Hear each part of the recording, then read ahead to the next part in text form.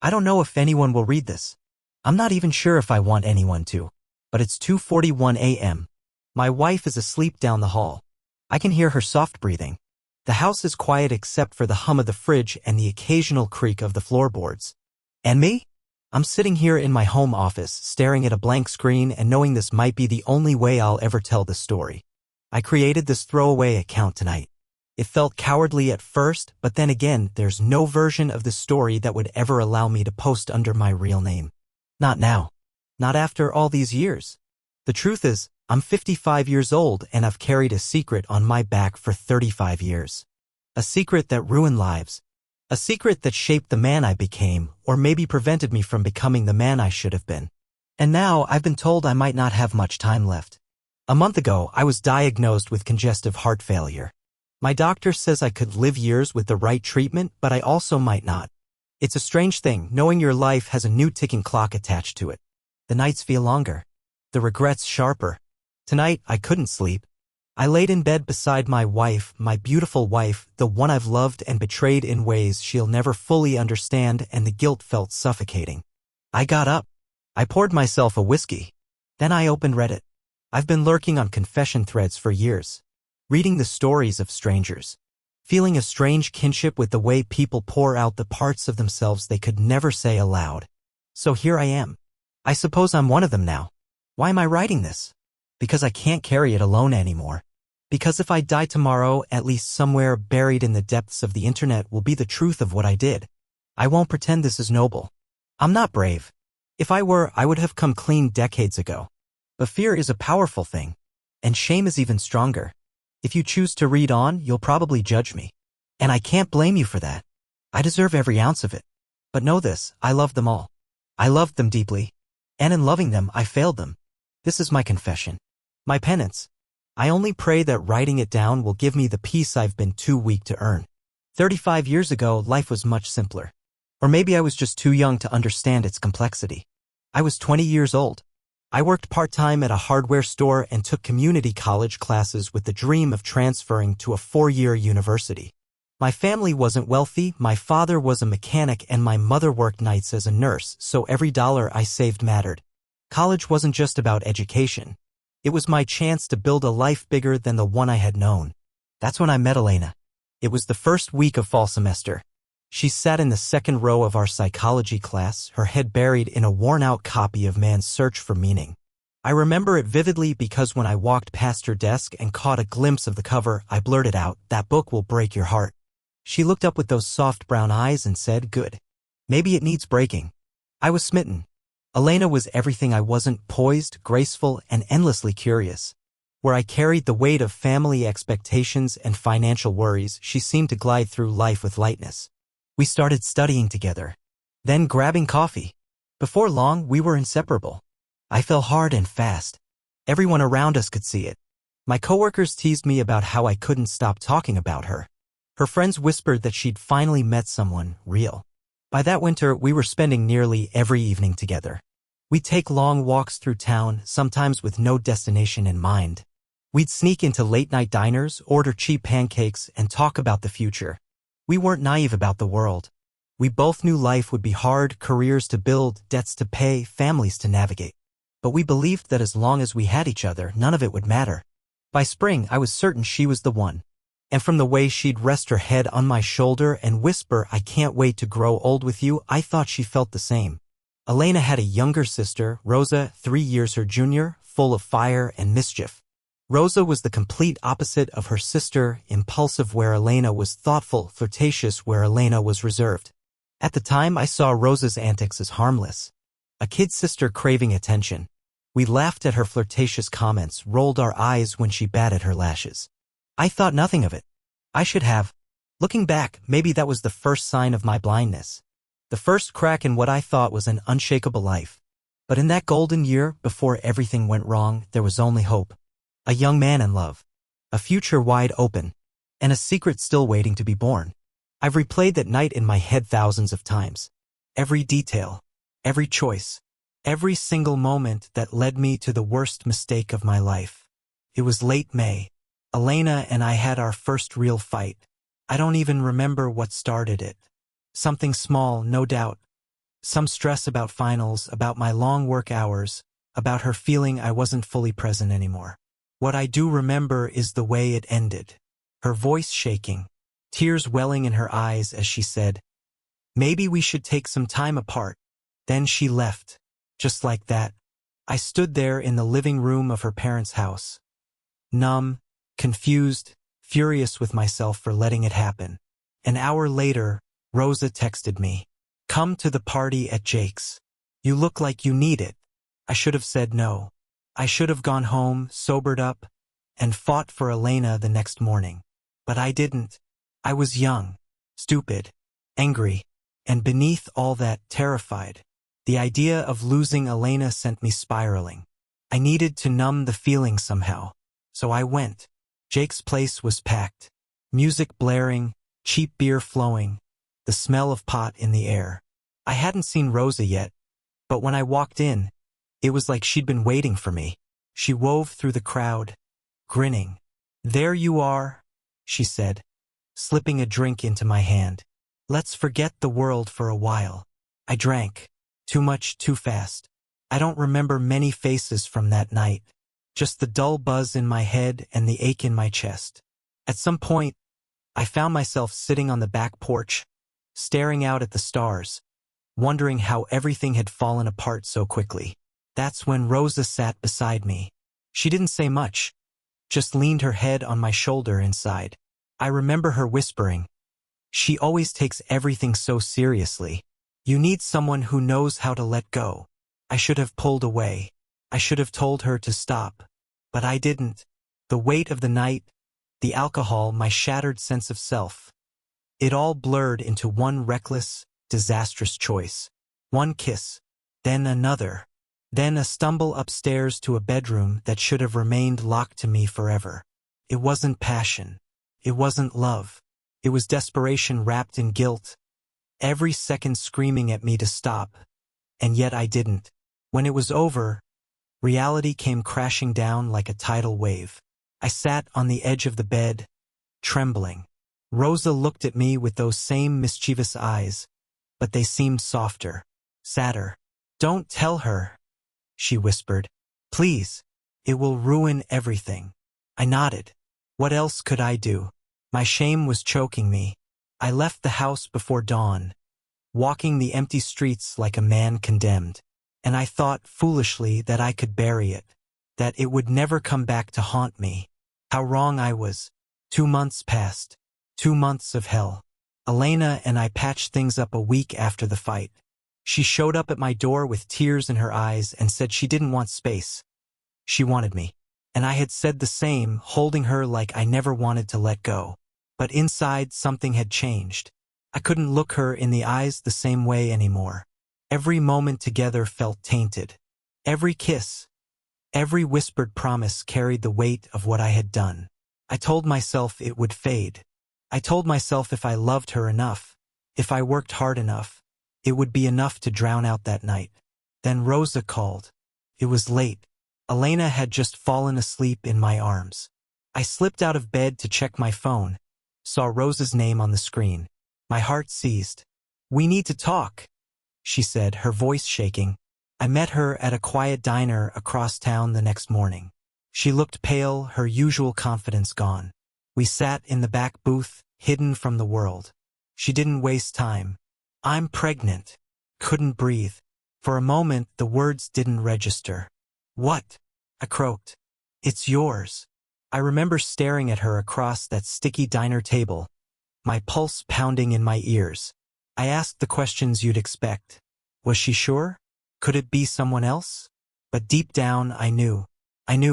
Rosa had always been careful with her reputation, and in those months, there had been no one else. I begged her to consider options. I'll never forget her face. Tears welling up, hands trembling as she said, "I can't. I won't. But you can't tell Elena. It would destroy her." I sat there paralyzed, caught between two impossible choices. I wanted to tell Elena. God, I wanted to come clean. But Rosa was right. The truth would shatter her, and in my cowardice, I clung to the idea that I could somehow protect her from it. So I did what I thought was the least awful thing. I agreed to help quietly, financially, whatever it took. Rosa moved in with an aunt in another state a few weeks later. The official story was that she was taking time off school for health reasons. Elena accepted it without question. And me? I was dying inside. I picked up extra shifts, drained what little savings I had. I sent Rosa money for appointments, groceries, whatever she needed. All under the table. All behind Elena's back. Every time I looked at Elena's smile, her trust in me, it felt like a knife twisting deeper. But the worst was yet to come. The day Rosa called to say the baby had been born, a boy named Samuel, I held the phone to my ear and wept in silence. My son, and I would be nothing but a shadow in his life. Rosa's move gave me a fragile illusion of distance. Out of sight, out of mind, that's what I told myself. But the truth was a different beast entirely. The weeks after Samuel's birth were some of the darkest of my life. Rosa sent me a single photo. He was tiny, swaddled in a pale blue blanket. Dark hair, small fists, a face scrunched up in sleep. A perfect little stranger who would never know the truth. I stared at that photo for hours. And then I buried it in the bottom drawer of my desk. I convinced myself it was the only way forward. I loved Elena. I loved her with everything I had. And after what I'd done, all I could cling to was the desperate hope that I might salvage some semblance of a life with her. So I locked my guilt away and put on a mask. I proposed to Elena 3 months later. Looking back, I wonder if part of it was selfish, a way to anchor myself to the life I was trying so hard to preserve. She said yes, tears streaming down her cheeks. It should have been the happiest moment of my life. But in my heart, all I felt was dread. The wedding was small and beautiful. Elena wore her mother's lace gown. Her father beamed as he walked her down the aisle. Rosa didn't attend. Of course she didn't. She had the perfect excuse, caring for an infant far away. Elena never suspected a thing. I remember standing at the altar watching Elena walk toward me, hearing the vows echo in the small chapel.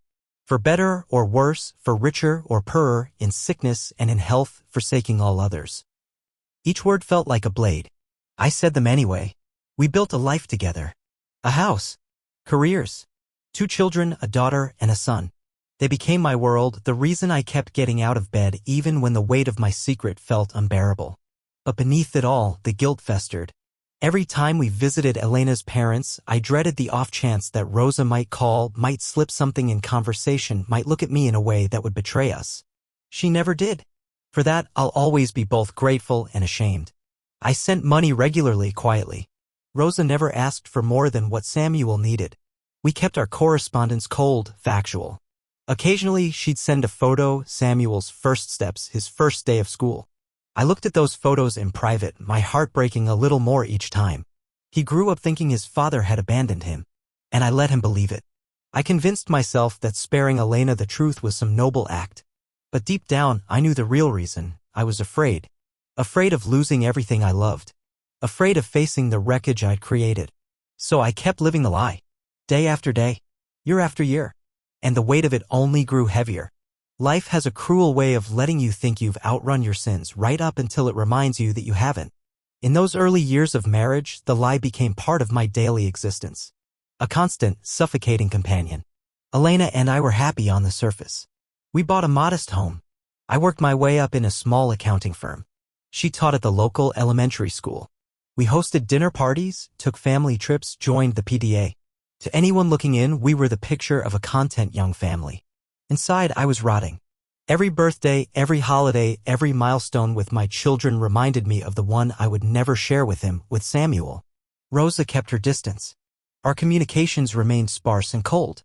At first, that seemed like a relief. But over time, it only deepened my guilt. One day, a letter arrived, no return address, just a plain envelope with my name. I opened it in my office, hands shaking. Inside was a photo of Samuel at 5 years old. He was grinning proudly, holding a kindergarten art project. He had my eyes. I sat there staring at the photo until my lunch break ended, unable to move. That night, after Elena and the kids went to bed, I took the photo and placed it alongside the others in the hidden drawer. A collection of moments I would never be part of. Elena remained blissfully unaware. I hated myself for the ease with which I lied to her now. The casual deflection when she mentioned missing Rosa, the forced smile when Samuel came up in rare conversation. As the years passed, the distance between Rosa and me grew wider. Eventually, she stopped sending photos altogether. Part of me was grateful. Part of me ached for them. I followed Samuel's life from afar through Rosa's rare updates. He grew into a bright, curious boy good at soccer, loved to read. And all the while, I stayed silent. A coward watching from the shadows. When Samuel was 10, Elena's parents decided to throw a big family reunion. Rosa was invited, of course. I nearly panicked. I dreaded seeing her, dreaded what unspoken things might pass between us. Rosa came alone. Samuel stayed home with friends, she said casually. She looked older, wearier, but still carried that spark in her eyes. We spoke only briefly, polite, distant words in front of others. But as the night wore on, I caught her watching me across the room. Not with anger. Not with malice. With pity. It cut deeper than any knife. That was the last time I saw her in person. After that night, our contact dwindled to a trickle, occasional emails, a quiet acknowledgement that we were both too broken to fix anything now. Meanwhile, my life with Elena continued. Our children thrived. We grew older together. But no matter how hard I tried, I couldn't outrun the shadow that followed me. The shadow of the son who believed his father had abandoned him. And the truth that I was too much of a coward to change that. If guilt is a slow poison, then fear is the chain that keeps you drinking it. For years, I lived in that chain. After the reunion, something in me cracked. Seeing Rosa again, seeing the quiet exhaustion in her eyes, made it impossible to pretend that the lie wasn't growing larger with every passing year. But I still couldn't bring myself to tell Elena. By then, we had built too much, a house, a life, two beautiful children who adored us both. The more I loved them, the more trapped I felt. I became two people, the husband and father who laughed and read bedtime stories and cheered from the sidelines at soccer games, and the haunted man who sat alone at night, staring into the void of a secret too heavy to bear. I started drinking. Not heavily at first. Just a glass of whiskey after dinner. Then two. Then more. It dulled the guilt. It numbed the racing thoughts that came every time I looked at my children and imagined Samuel out there, growing up without a father who cared for him. Elena noticed, of course. At first, she asked gentle questions. Then came the arguments. Why are you so distant lately? Why do you look so sad when we should be happy? Why are you drinking so much? I never had an answer that wasn't a lie.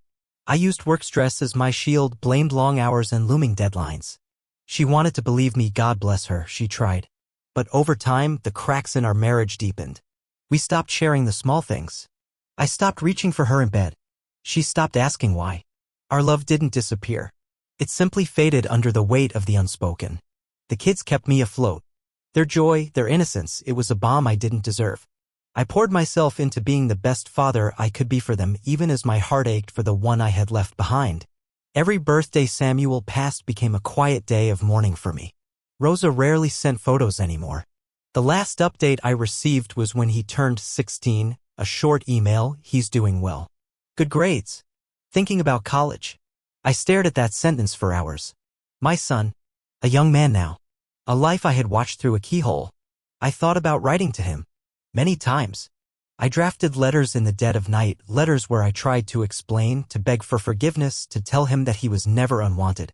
But each time I tore them up. Because the truth was I wasn't writing for him. I was writing to ease my own guilt. And I didn't deserve that mercy.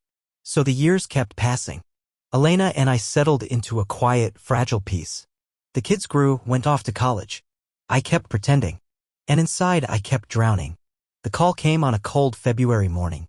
I was sitting at my kitchen table, sipping black coffee, watching the gray sky outside when my phone buzzed. I didn't recognize the number, but something in my gut twisted. I answered. It's Rosa.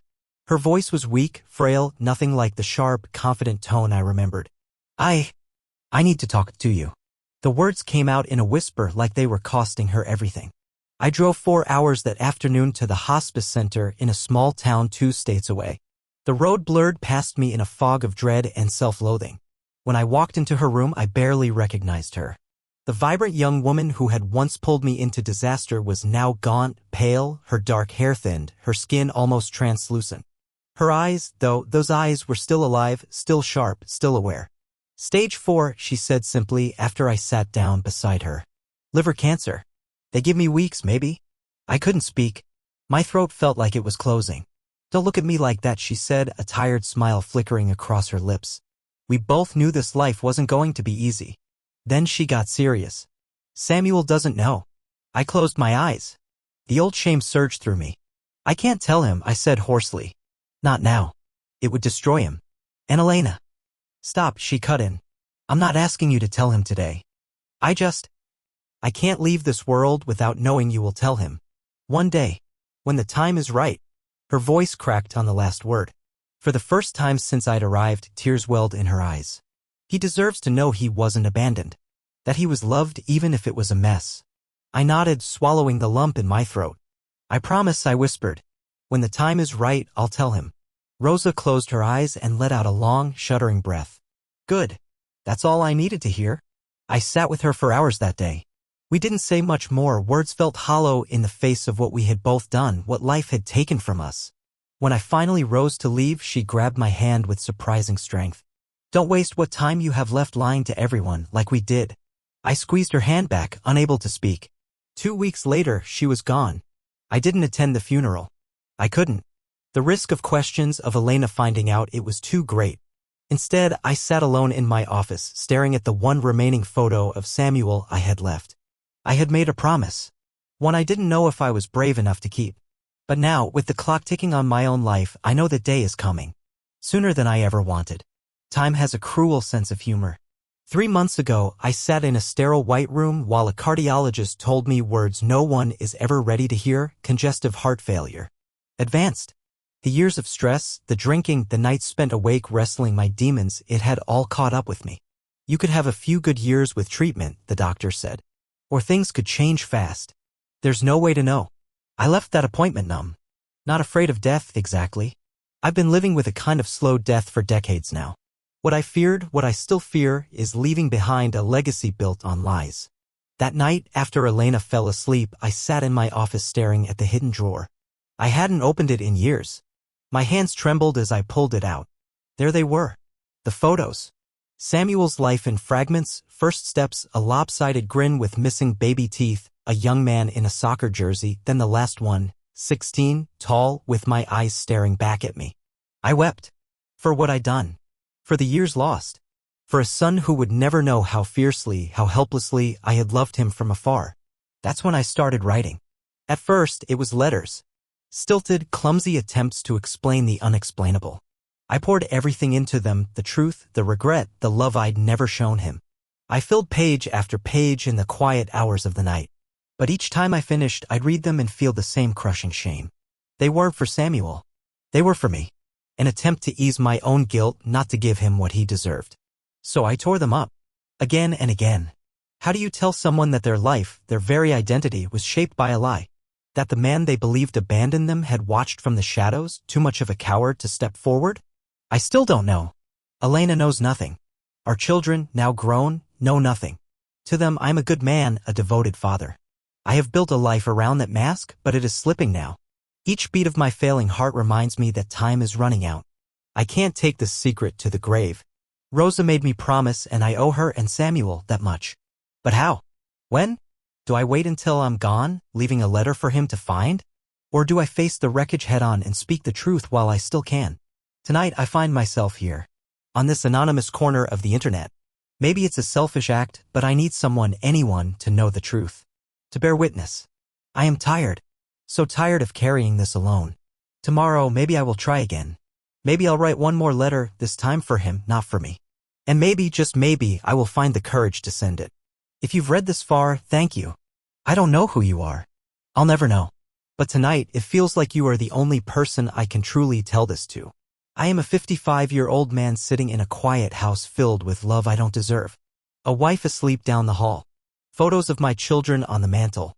A life that looks whole from the outside and is cracked wide open beneath the surface. And somewhere out there is a young man, Samuel, my son. A boy who believes his father abandoned him. For 35 years, I have carried this secret like a stone on my chest.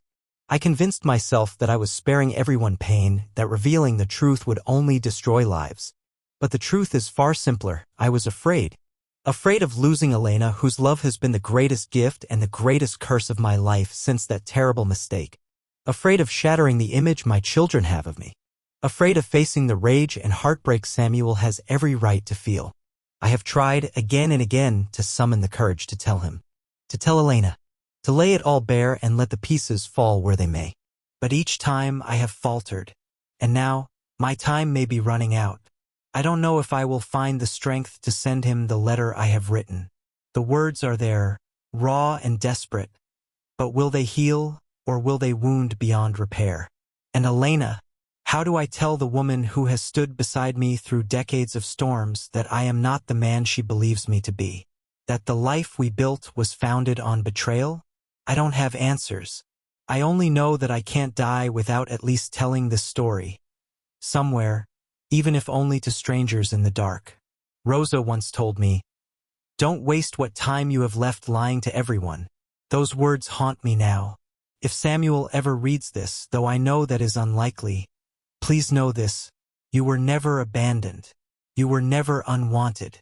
You were loved, in secret and in shame, by a man too weak to do what was right. I failed you again and again. For that I will carry regret until my last breath. And to my wife, if this truth ever reaches you, I loved you. I love you still. Not a day passed that I didn't want to be worthy of you. But I wasn't. Not fully. I hope one day you can understand why I made the choices I did, though I will never ask you to forgive them. So here it is. My confession. My penance. I love my children. I love Samuel. But I destroyed too many lives with one night of weakness. I am so sorry. I hope this brings me some peace. Thanks for listening. Subscribe to His Name Was Revenge. Take care and see you in the next story.